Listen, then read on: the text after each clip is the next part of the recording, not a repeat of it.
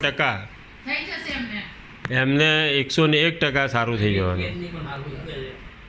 ખાવાના કંઈ કે જ ના નક્કી હમ. નથી જાતે કીધું મને પાછું આવે છે મને પાછું કંટ્રોલ લાસ્ટ ટાઈમ કીધું તું મેં. એમને 2 દિવસ સુધી રહ્યો. એમને જે આપણે એનર્જીની જે આપેલી ને તો એને કીધું નહીં કે મને બીજે દિવસ સુધી સારું રહ્યું. ત્રીજે દિવસે પછી થોડું ડાઉન થયું એમ. ઊંઘી ગયા હતા એ. મશીન લઈને આવ્યા તો પણ મારા ઊંઘી ગયા હતા ને.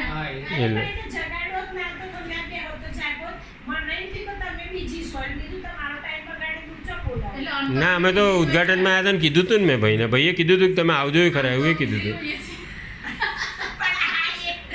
હા એ કામ જ છે ને તો. કાલે અમે એક જણના ઉદ્ઘાટનમાં આવ્યા હતા અમારે. અરિયંતની દુકાન ખુલી ને ત્યાં આગળ કુડાસણમાં. કુડાસણમાં. અરિયંત કાપડની દુકાન ખોલાઈ. એ નહીં નવી મોટો મોલ ખોલ્યો 7 માળનો.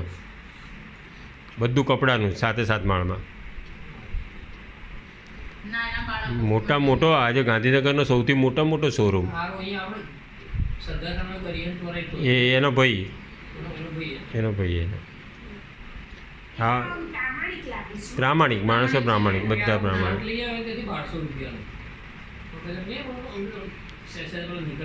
હા દોરા જેવું. એ સારું મારો વિચાર છે કે બધી એવું કમ્પ્લેન